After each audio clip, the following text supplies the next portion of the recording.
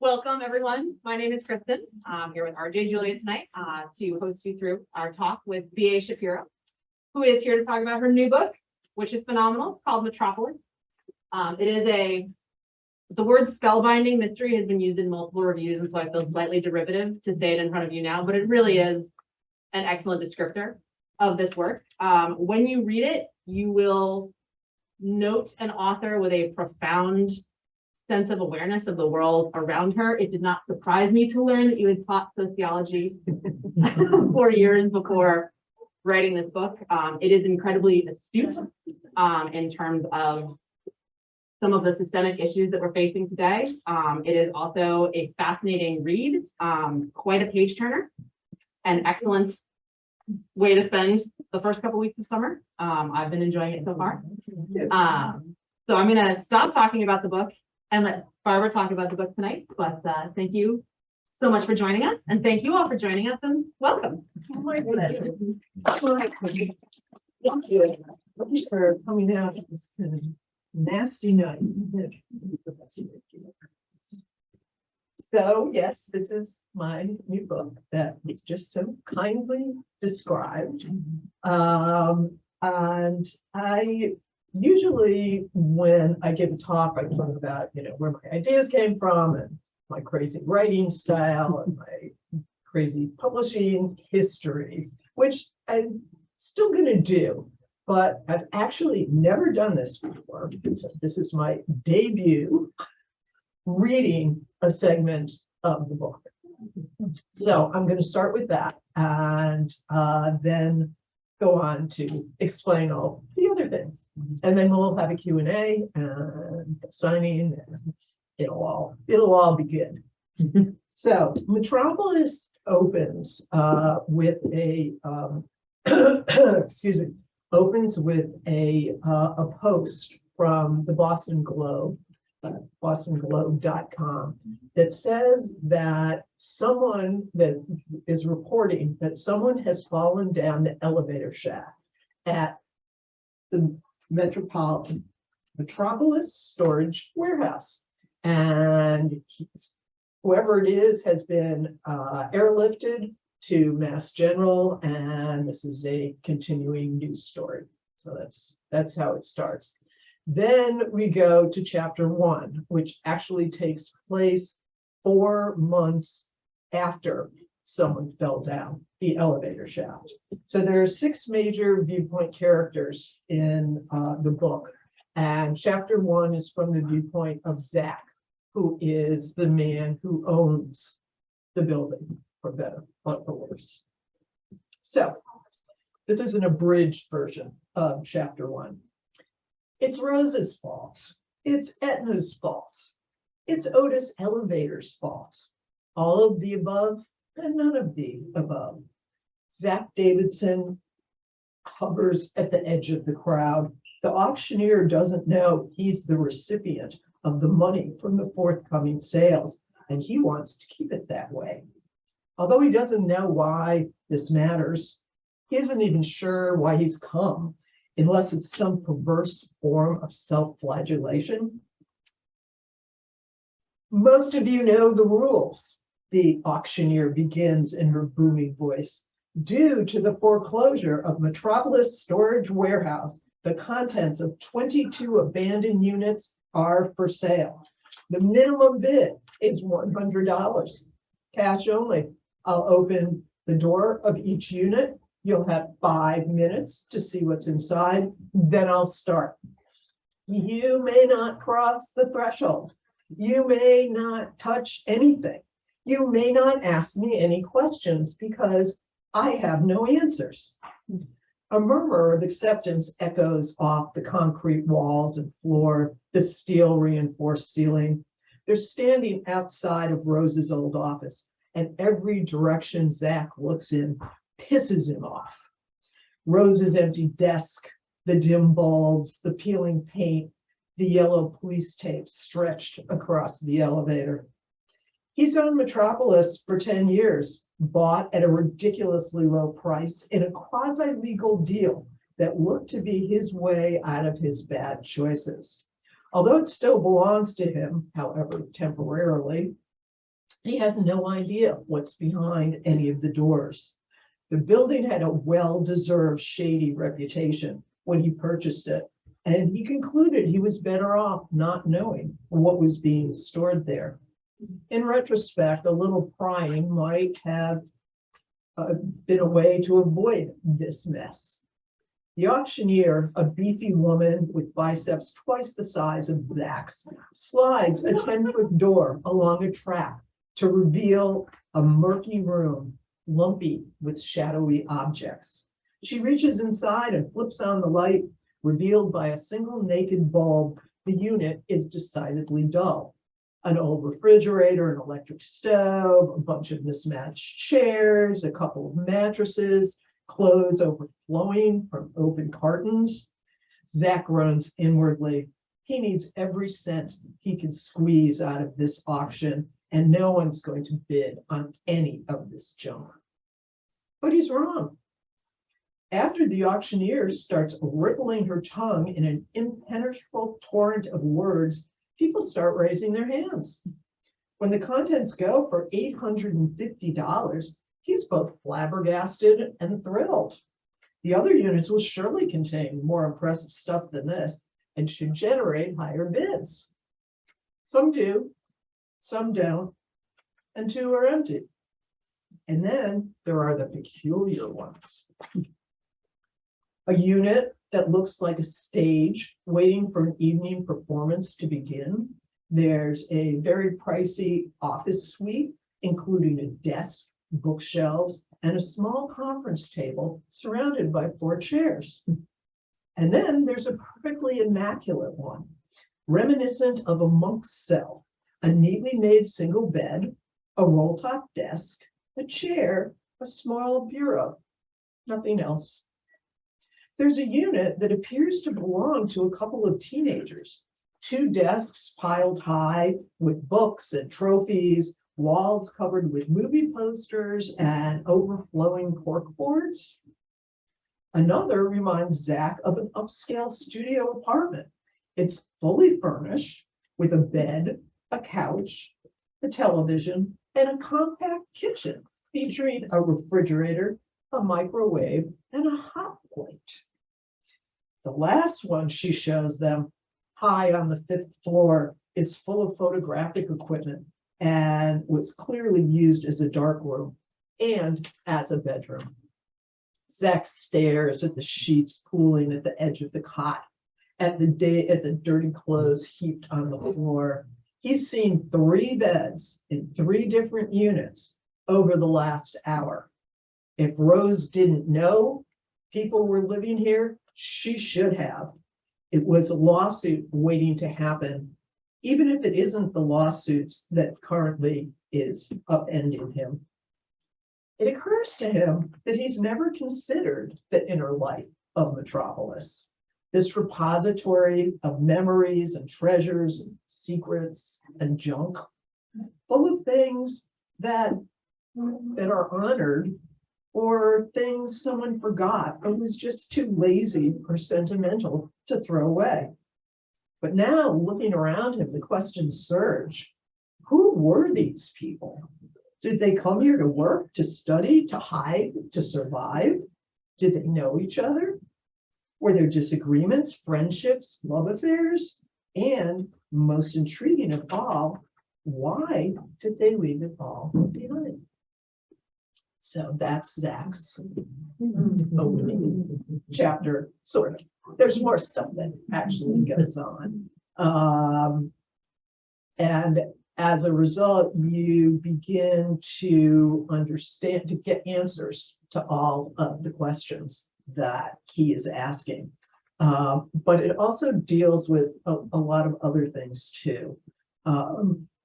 How each of the 6 major characters, they're different races, different backgrounds, different lives, different futures, how they begin to interact with each other, and then the chaotic entanglements that ensue from that, how each battles societal forces beyond their control, how their dark secrets play out, and really what happened the night somebody fell down the elevator shaft? So that's the setup for the book. And one of the things that I think all novelists are asked is, where did you get the idea for this book? It's never an easy question to answer because it never comes as one idea. It's just not the way it works. There's staggering and of time and place and forgetting and remembering. And so for me, it never happens like that. But so, for example, this book took over 30 years of germinating before it actually, I sat down to write it, which I don't think is all that unusual. What's unusual is so the things that finally got together in my head to create Metropolis was a convergence of a novel, a documentary, a video, and a newspaper article over 30 years. So my previous 3 novels were all art-based novels, historical novels. There's a mystery at their center, but that's what was mostly going on.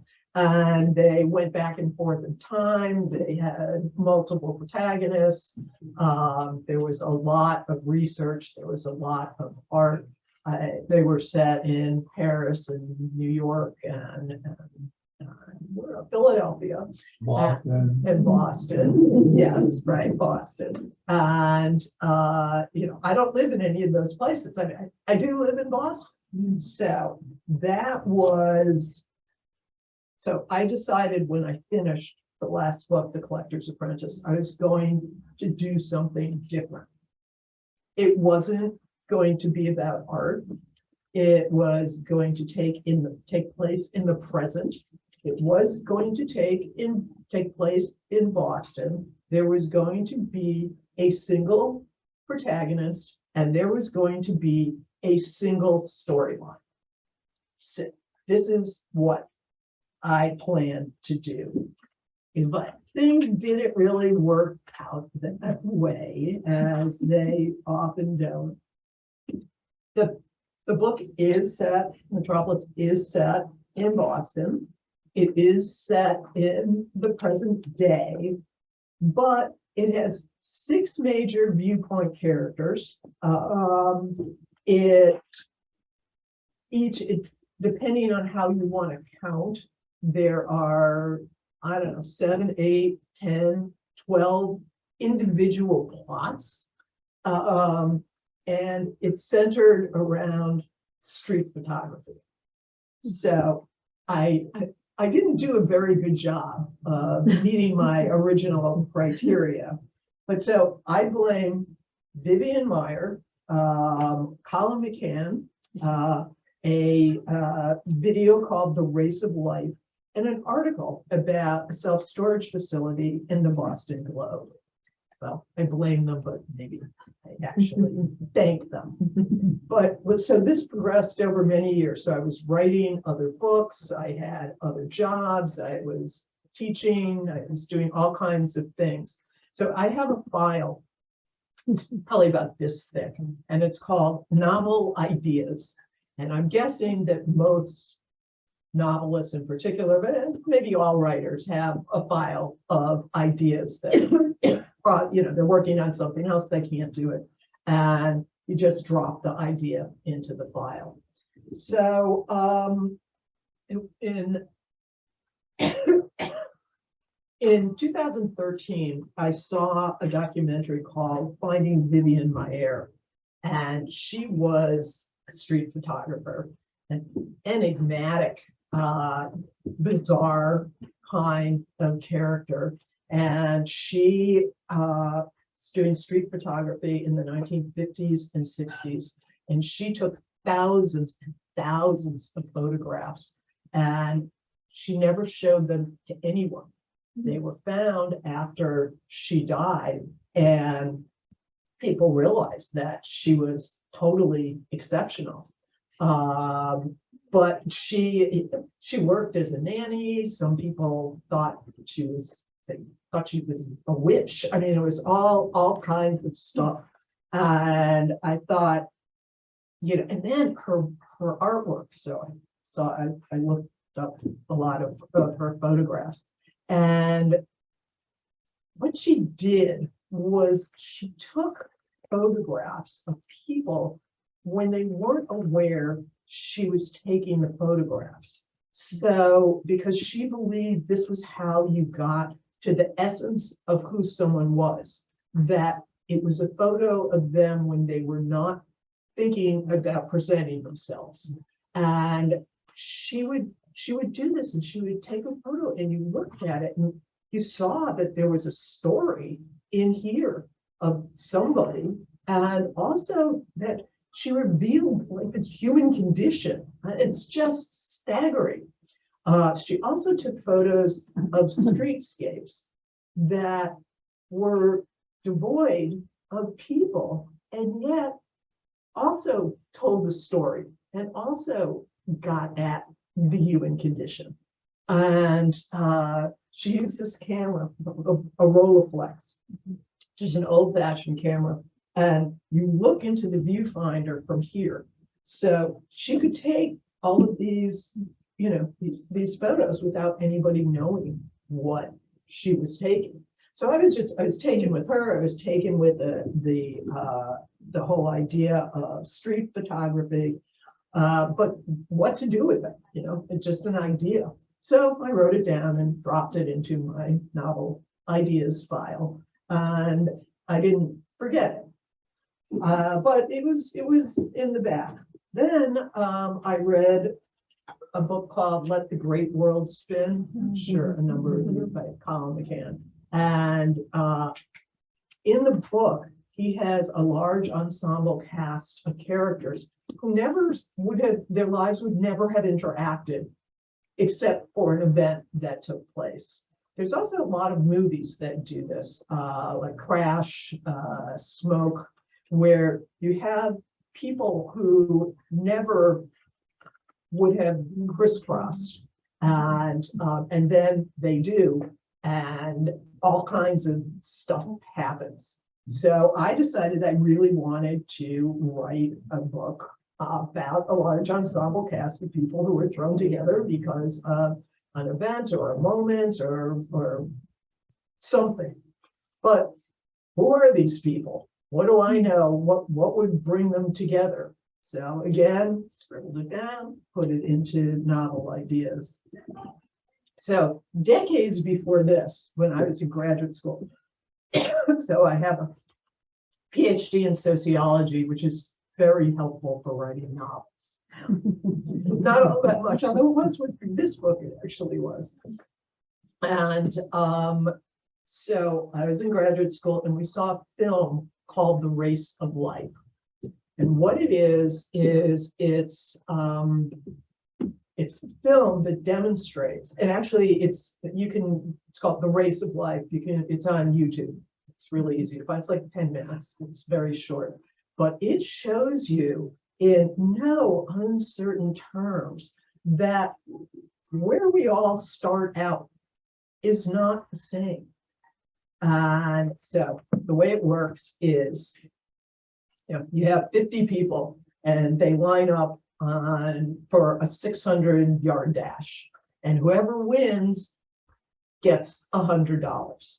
But before the race starts, they ask everybody to respond to a series of questions. So everybody's in the same line, and the questions are things like, did you have more than 25 books in your house when you were growing up? If so, take 2 steps forward. If not, stay where you are. Did your mother go to college? 2 more steps forward, or stay where you are.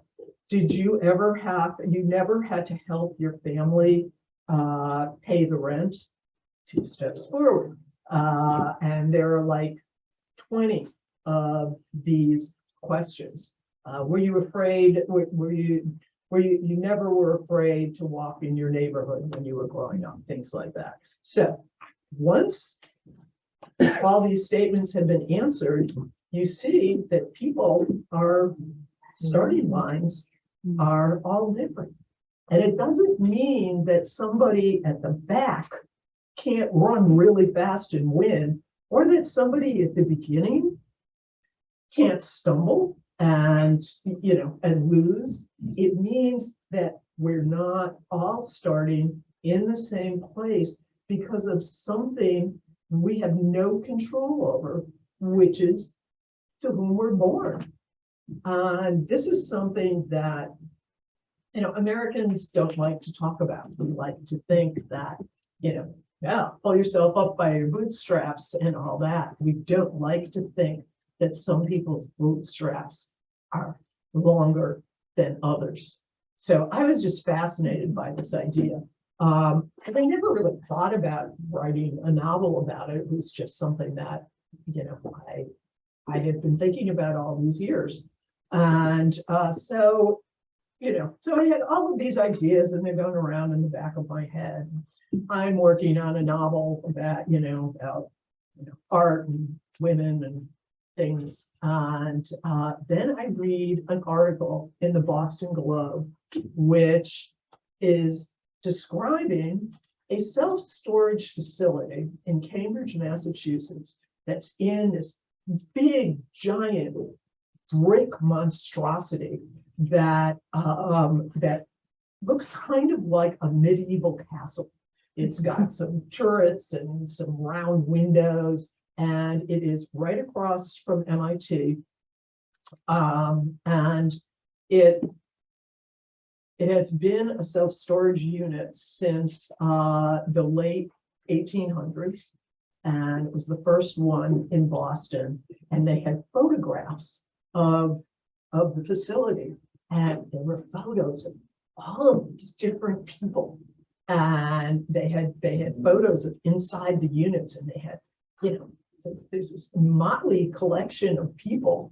And then there are all of these strange possessions that they couldn't let go of, that, that were there. And it was like an aha moment. Oh, a self-storage facility is a place where all kinds of different people can be. I mean, most of the time we live our lives in our own little socioeconomic, race, based, we hang out with people who are similar to us. And here was a place where legitimately all kinds of different people could be. And this could be the race of life. And then I started thinking, who would be there? And there were all of these people who didn't know each other. And their only connection was through the self-storage facility. And so I'm running all of this through my head. And then I start thinking, well, so who would these people be? I thought, well, who lives in this? Who would use a storage unit? Well, there are collectors, they're all, but I wanted a story. So I said, okay, like maybe a homeless person lives there. Okay, the homeless person is there. But what are they doing there? What's their story? Well, how about a street photographer based on Vivian Maier, who goes about taking photos and then doesn't develop them? So okay, that sounds good. Who else might be in a storage unit? And I started going through all of the different possibilities. I made a list of maybe 25 different people that that might fit into this. And so basically, I had to give up most of my plans for this book, unfortunately. So, no single story. So there 6 characters who couldn't be more different from each other. They're on completely different paths in life. They have different struggles. The stories start intersecting in unexpected ways. And because I always have a kind of mystery or suspense piece in my books, it's kind of a psychological suspense. And it all centers around this mysterious event of somebody falling down the elevator shaft. And this event disturbs all of these people's lives in different ways. And so you heard from Zach. So Zach is in his mid-30s. He's charismatic, very good looking. He's an ex-drug dealer, and he owns the building, and he loses it because of the elevator incident, and he's trying to get it back. He bought it to launder his drug money and to try to start all over again. And he's got problems with the IRS. He's got all kinds of other stuff going down, and now he loses his building.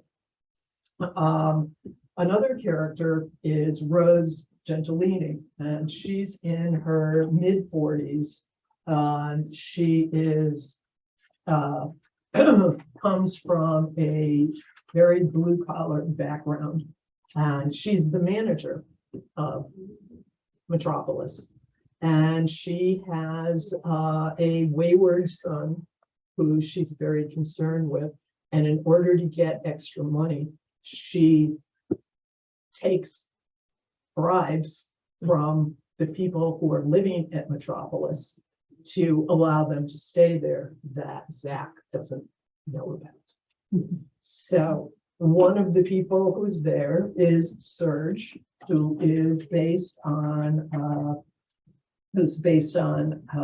Vivian Maier, of course. He has his Rolleiflex. He goes out and takes all of his photographs, and he pays under the table for his unit.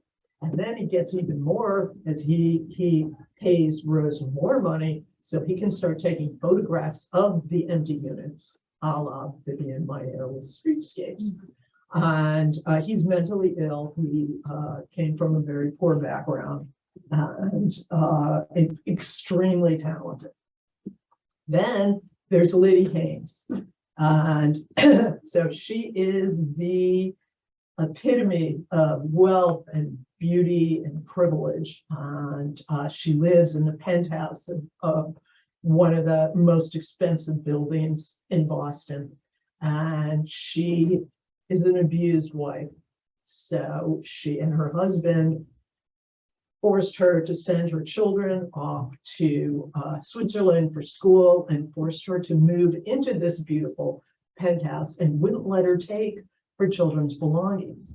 So she had them shipped to a self-storage unit, and she set them up, not full of boxes, but she set them up so they looked like her kids' rooms.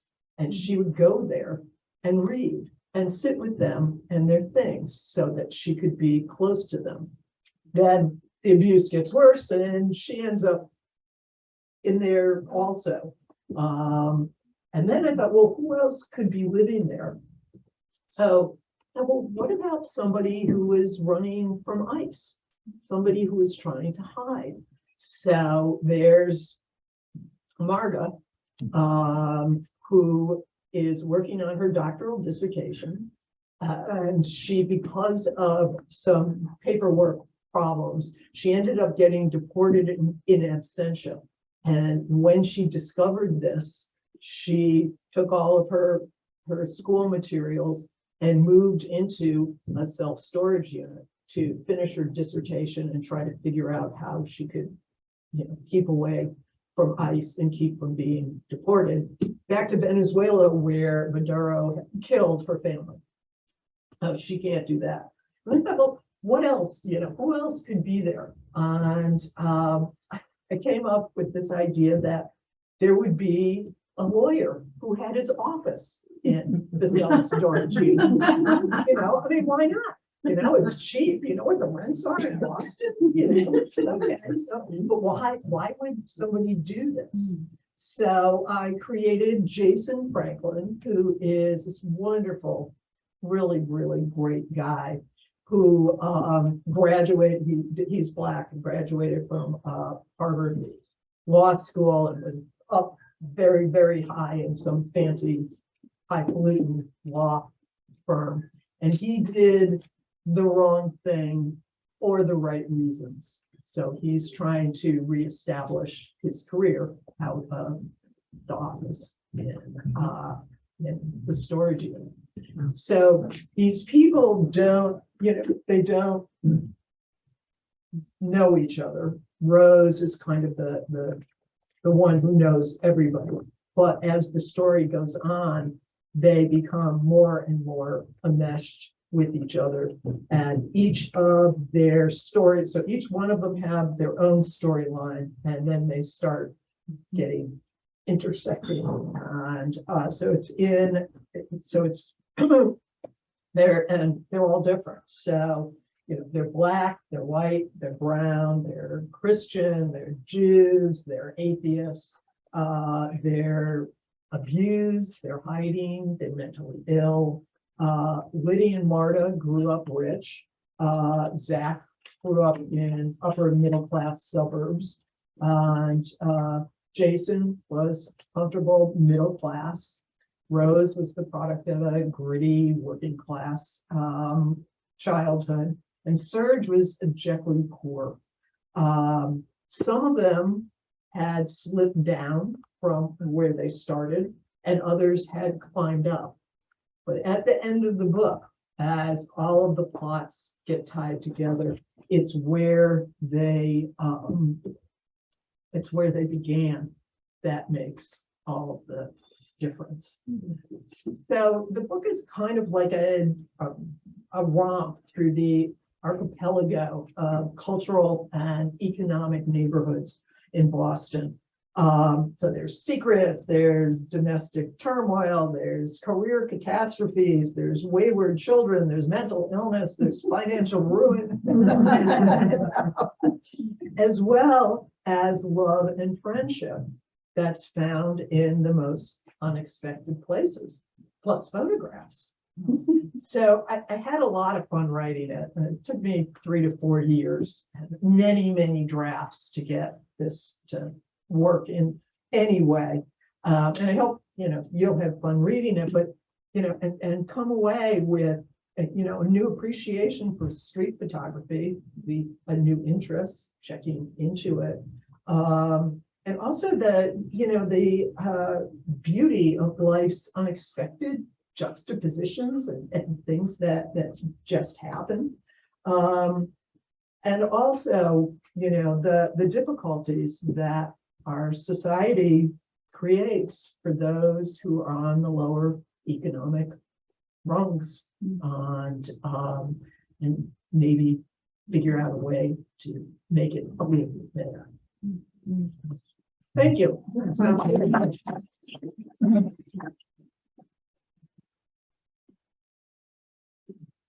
So where are we on time? 7:35, we've got some time for Q&A. Okay, time for Q&A. Okay. Yes. How did you keep everything straight? How did I keep everything straight? What makes you think I did? I mean, six point of view. Well, I actually have a system of writing that most people think is pretty crazy, which it is. And it's a very organized, very statistical almost way of writing books. So one of my areas in graduate school was statistics. So I use some statistical methods to keep track of everything. Oops. So you probably don't know, unless you've heard me speak before, that every plot follows a normal curve, which can be broken into 4 separate areas that respond to the 4 acts of the novel. This is true, for example, in Metropolis, the main plot that has to do with the elevator, and then the 6 different plots that each character has in their own story. It also works for character arcs.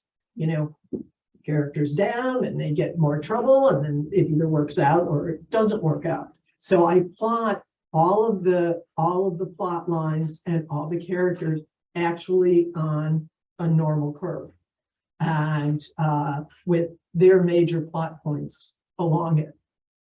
Then I also, which was very useful for this book, I use bubblegrams, which are show me the relationships between all the different people.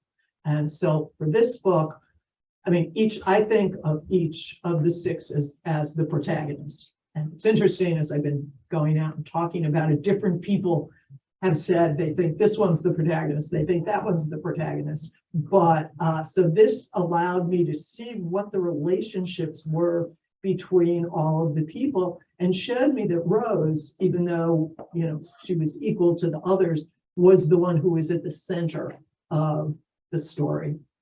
So then I take the plot points on all of the different normal curves. So I have, like, you know, 15 pieces of graph paper, and then I get multicolored file cards and a different color for each of the plot lines, done mostly by character. So, for example, Zach,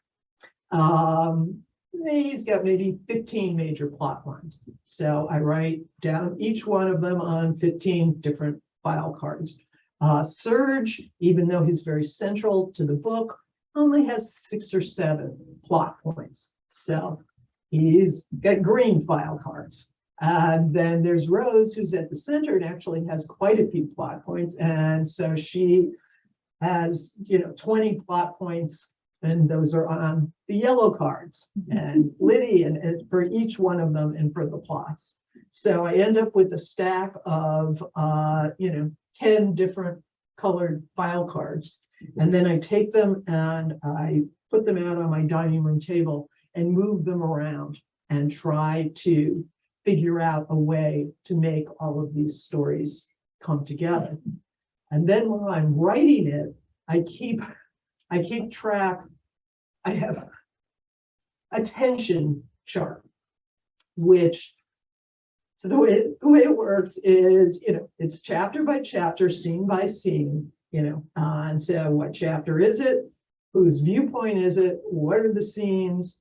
When does it take place? And what is the level of tension in each scene? So the Zach scene that I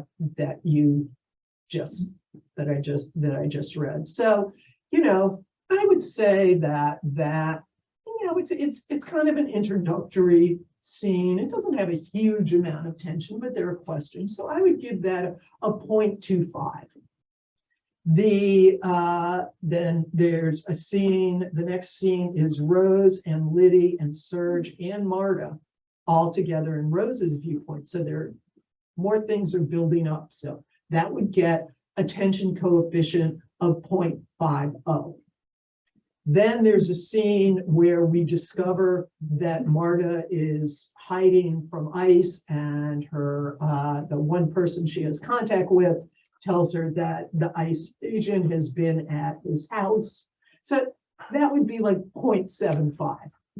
And then if it's really, really tense and you get 5 or 6 people with all kinds of stuff going on, that would get the big 1.0, which corresponds back to the 4 divisions on the normal curve for each one. Wow. And then I actually take, after I finish a draft, so I write this book probably, it's 10 full drafts. And every page has probably been rewritten 20 times. And after I finish a draft, So each draft gets its own tension chart. And sometimes when I make a bunch of changes, as I did with this book, I have to redo the file cards. But so I take the tension coefficients and I actually plot them out on on a grid. And I can see that if, there's too many things down at the bottom without enough that I need to put in a scene that's more exciting, or if I have too many exciting scenes, I need to cut it down so the reader can have a break. And so I do this multiple times, and it doesn't matter that it changes, because that's not what I care about. I'm kind of a cowardly writer, so I need to know I have a beginning, middle, and an end, and that the normal curves are going to work. But then if they don't, that's fine. And then I just redo it. It's not math. It's like filling in for my lack of bravery. And then it just rewrite and rewrite and rewrite. And then I've dropped characters, I've changed characters, I swapped out characters, situations changed. That's part of the fun of it. It's hard work. Yeah, it's not. It's a lot harder than people think, because everybody has this vision of the writer sitting up and just writing and writing and writing, and some writers do that. I mean, there's no right or wrong way of doing it, but I'm not that writer. Even the writers that write that way, they also do 6, 7, 8 drafts, because there's so many things when you're writing a novel that have to be addressed. You have to have the plot, you have to have the characters, you have the subplot, you have to have all of the interactions, you have to have the place, you have to have the words. I mean, it's just so, like, my first couple of drafts are plot drafts, and I created the characters, but it's through the plot that I get to see who they are. So I give them trouble, and trying to work out how they get around the trouble gives them more and more depth, and then I understand it better and better. Yeah, it's hard, but it's my 5th career. This is definitely the best. You end up with a favorite character? Yeah, and it's not always the one that I thought it would be.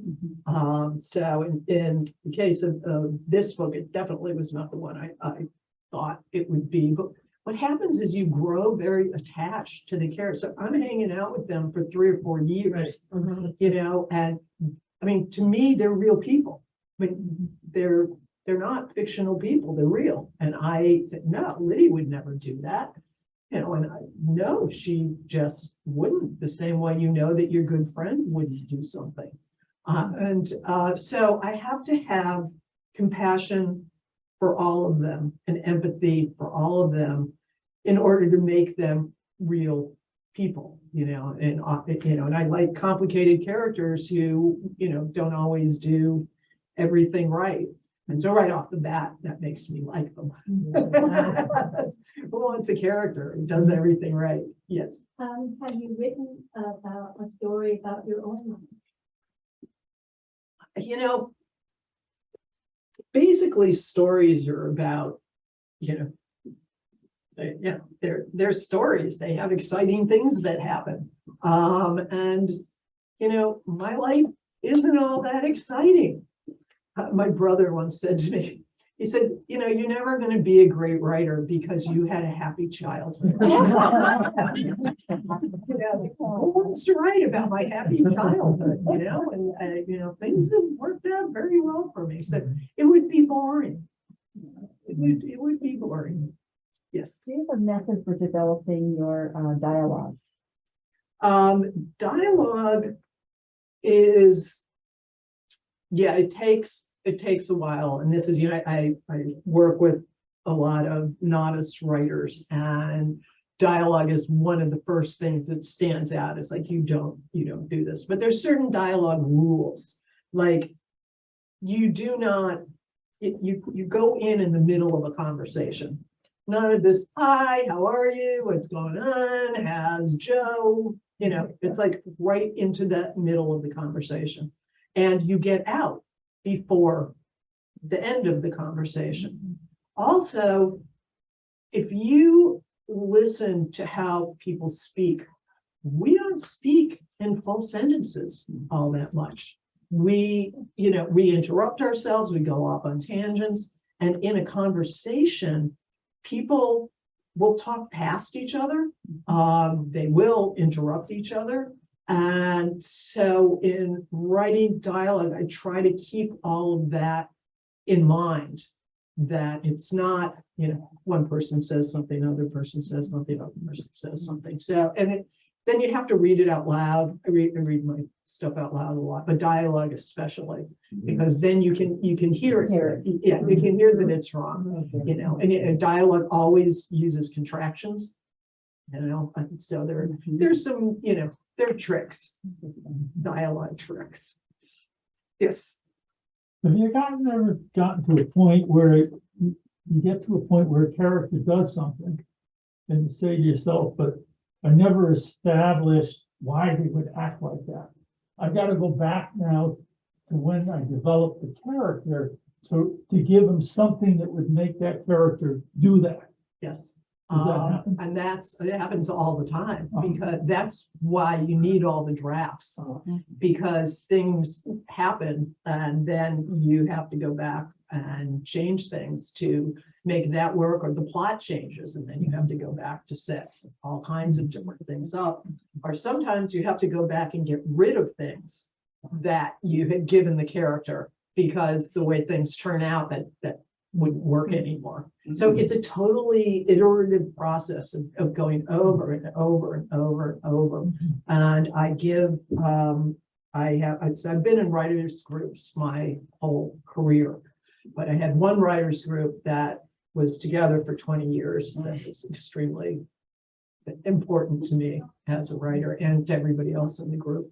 But now there are only two of us, so I have a writing partner, and she and I swap back chapters. We spend hours on the phone brainstorming. My husband is a really good line editor, so he actually reads every chapter as I write it, and then we also sit around and brainstorm. Then after I've written 3 or 4 drafts, I have a number of other writer friends. We swap manuscripts, so I get feedback from that. Then I do another couple of drafts, then I give it to my editor, and she gives me a lot of feedback, and we do 2 or 3 more drafts together. And then when it goes into production, it's seen by like 5 or 6 other people who are editing it for a whole bunch of different things. Wow. So it's a long process. Oh, else. I just had a thought, what about things like texting? Do any of your books, forgive me for not knowing them perfectly, have you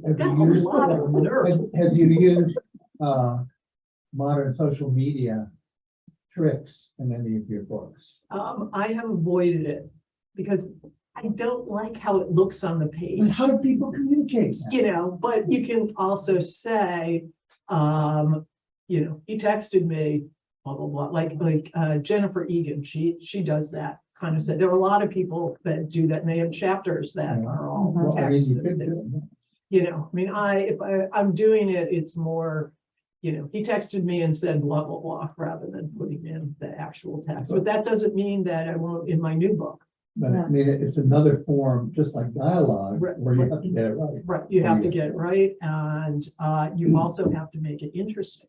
Yeah. And that's, so again, you have to go in the middle and get out before the end, Oh, you can't blow it. Yeah, so But it's not a possible tool. possible tool, thank you. Always looking for possible tools, yes. Any movie authors for any of your books? Well, we've had, the Art Forger has been optioned many times, and we have somebody out looking, and so far, nothing. I think all of my books would be really good. I actually think this one in particular will be really good for a TV series. But the one thing that is happening, which is kind of bizarre, is that somebody is making the Art Forger into a musical. It is, so she contacted me like 3 years ago, and I the book was optioned, but it wasn't optioned for musicals. So she said, can I have the option to do the musical? She didn't have any money. But I'm like, yeah, well, why not? Nobody else is going to do it. And she spent the last 3 years working on it, plotting it out, writing the songs, getting singers and actors together to do it. She streamed a table read where, all the actors sit around and they go through the script. And I watched it, and it was like unbelievable. People are singing the story. And the most hysterical piece was, so in the Art Forger, I have some letters. What's that called, Cronin? Apostolatory? Epistolary. Thank you. So Isabella Stewart Gardner is writing these letters to her niece, and they're made up letters. So the woman who's doing the musical turned them into songs. So there are my words in a song being sung by a woman who is pretending to be Belle Gardner. So who knows? Who knows? Who knows? We have time for about one more question if I anyone's think got. I decided to do that one. What are you working on now? Well, because this book wasn't hard enough. I just dropped that whole, single story, single protagonist thing just doesn't work for me.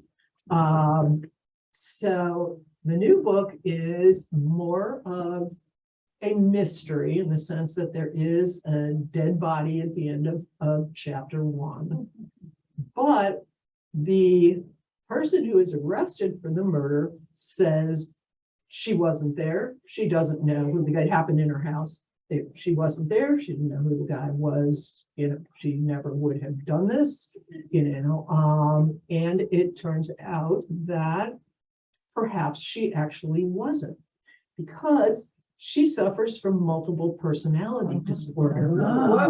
And she has 4, there actually are 5, but for most of the book, there are 4. And each one of them is an artist, and they're different, and they use different mediums, the different personalities do different kinds of art and all kind of stuff. So she gets arrested, and then she's being evaluated for her mental health, and there's a forensic psychologist who's also an art therapist, and she starts working with her, and she's making these, she and he are making these different paintings and drawings and sculptures, and the art therapist is using them. Then it turns into a legal thriller when she goes on trial. So there are 6 viewpoint characters in this book: the lawyer, the psychologist, and then the one character who is because it wasn't hard enough to do 6 characters that actually exist. So I'm actually having a lot of fun with this. Yeah. Next time.